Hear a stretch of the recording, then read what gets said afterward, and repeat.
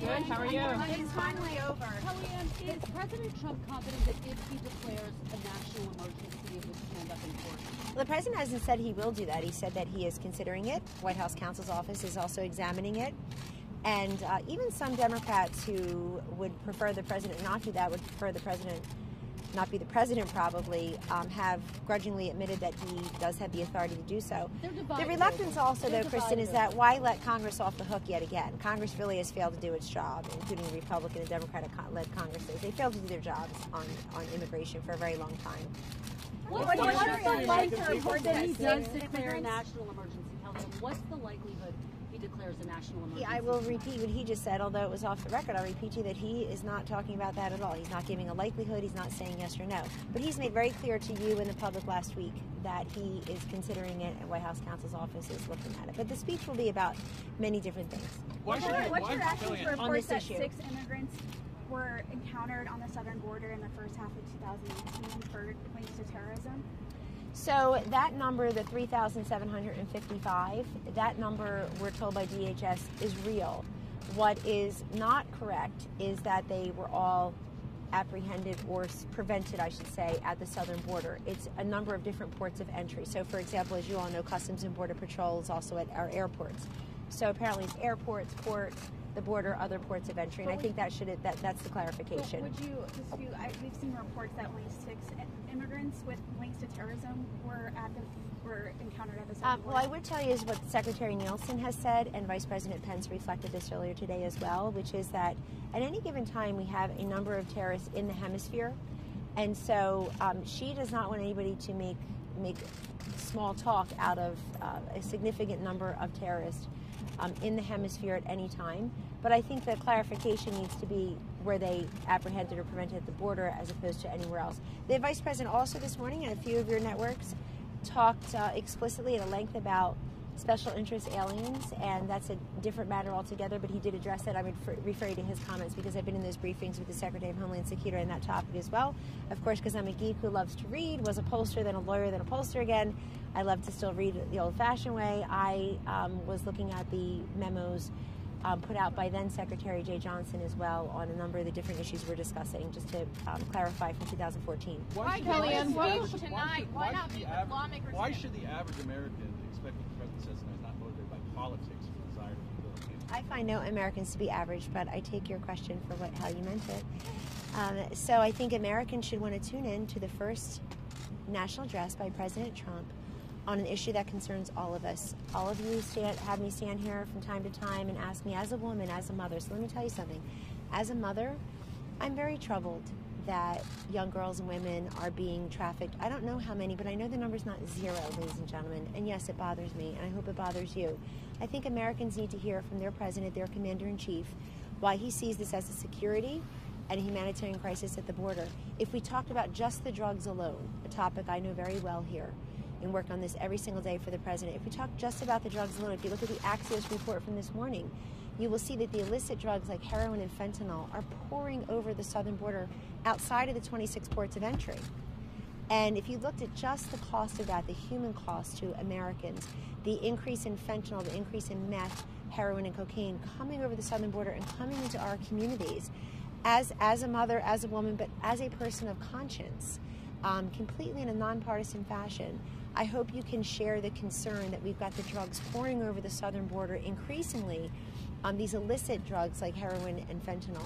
And so that itself, we can have this conversation just about the drugs. We can have the conversation just about the human trafficking. We can have the conversation just about the criminals. If you look at the DHS materials that were shared with the media yesterday, I would love for you to screenshot them and send them out because it's government information. And they're saying 17,000 or so people who have already committed crimes they've helped to prevent or apprehend. So these numbers are not 0, and the president looks at his humanitarian crisis at the border, but also a humanitarian crisis on this side of the border when the drugs come pouring into our communities. We lost 72,000 Americans last year, 2/3 of those from opioids, an increasing number. It spikes upward according to the CDC.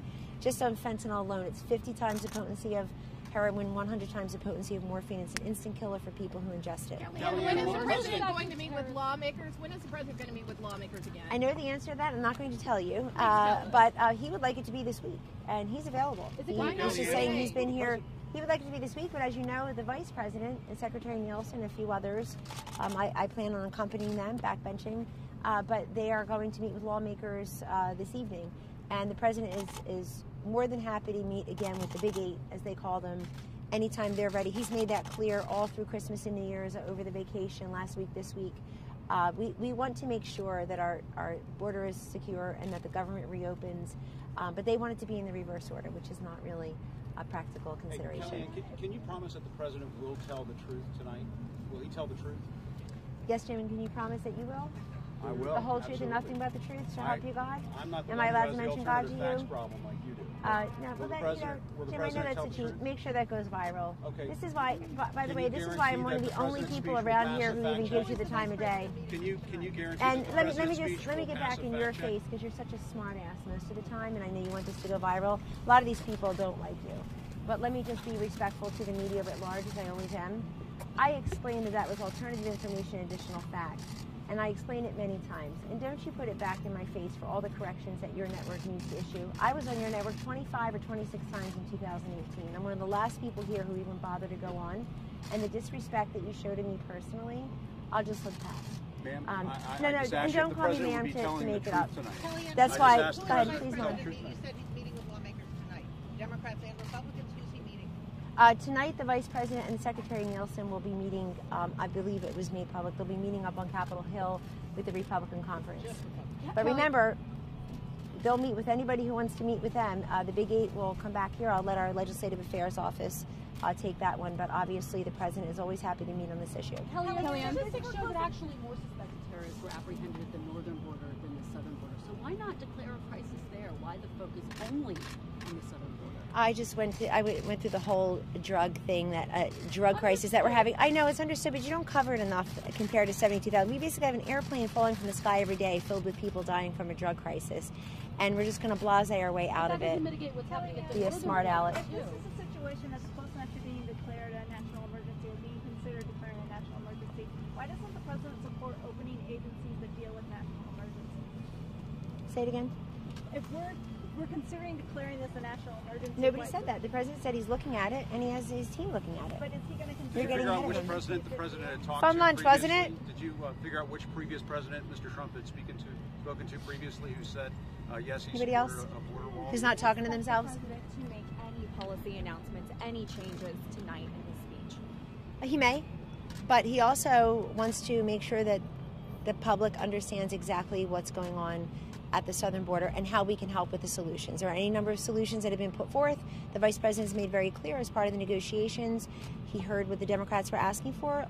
Much of that is on page 2, the backside of that particular letter from OMB to Chairman Shelby, and I would commend it to your attention. Kellyanne, will the president very much decided? Is there any chance he'll offer a plan to reopen this issue? Will he say anything different tonight than he's already said on this issue? I think the President is going to bring his case directly to the American people. I know you're covering it, but he also needs to cut out the middleman, because there's a lot of misstatement and lies told about him routinely every day, just looking around. And so he needs to make sure that he can get his message directly to the American people. But a lot of this will strike the public as brand new information. I'm not going to get ahead of his speech. I've seen drafts of it, and this is up to him. It will be in his voice, in his words.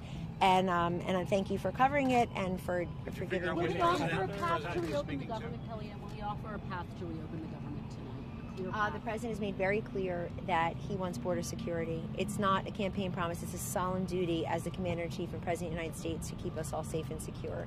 And he looks at this as very important. And by the way, you see what he did today. He invited in members of the media, of your industry. They were all there. He had a great lunch, really very off the record in content, but a really terrific exchange, robust exchange.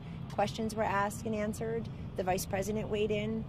Everybody had an opportunity to ask the President what they wanted to know on this particular issue and a few others. And we would like that. We'd like to continue that. I see the Vice President yesterday did the pen and pad with the media.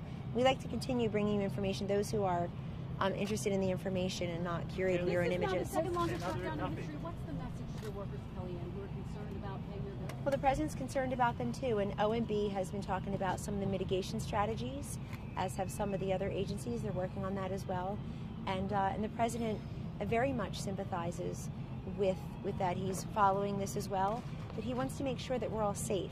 His first and solemn duty is to keep us all safe in this nation, and we're not safe from the drugs. These women are not safe from the human trafficking. I don't know how anybody can possibly deny it. We've had such a massive increase in such a short amount of time from what conventionally was were the people trying to come here illegally, the single male from Mexico, and now of course we increasingly have the family units and the unaccompanied children, and that has really changed the capacity at the border of our agents to be able to deal with that. They tell me that. They're the brave men and women at the border. I'm not. I'm standing here with you in the sunshine in front of the people's house. But the president is listening to them. What do they need? What are the resources they need? They want the personnel. They want the steel barriers. Many of them have suggested that to them. We already have a lot of that built from previous administrations, meaning structures, infrastructure. I know that a Democratic congressman was just asked on Fox News, I'm told, about, well, if you don't want this, would you tear down what's already there? No, we wouldn't do that.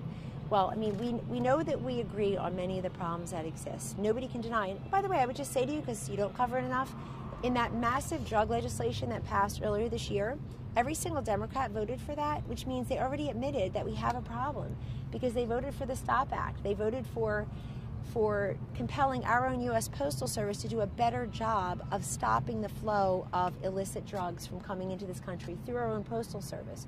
So you've got to believe if it's also coming through the southern border, that the priority is also there. I see a Christopher in the crowd. How you doing? You want to represent CNN in a nice way? Because Jim's trying to make it personal. He's the upgrade. Kellyanne, how does a billionaire president relate to people who can't pay their bills? Pardon me? I just wanted to ask if Kushner has reached out to congressional Democrats to support the wall being included in budget Well, legislation. Jared's done a great job being part of the negotiating team, and as he proved very recently with criminal justice reform, a really historic, monumental law that got passed recently in an overtly bipartisan fashion, I should say, that he has great talent in reaching out to many different people who have equity at the table. And we want to make sure that people understand that, like criminal justice reform, like the opioid crisis, border security, our nation's security, is or should be a nonpartisan issue that is met with a bipartisan solution. So we look at that. I'm not going to talk about who Jared talks to. I'll let Jared speak to that. But I just know him at the table as one of the chief negotiators, as designated by the president, and him working with people on Capitol Hill and elsewhere around the country on other major pieces of legislation and actions has benefited this. Yes. Kellyanne, Pardon? Tell us about the trip on Thursday. Kellyanne, just to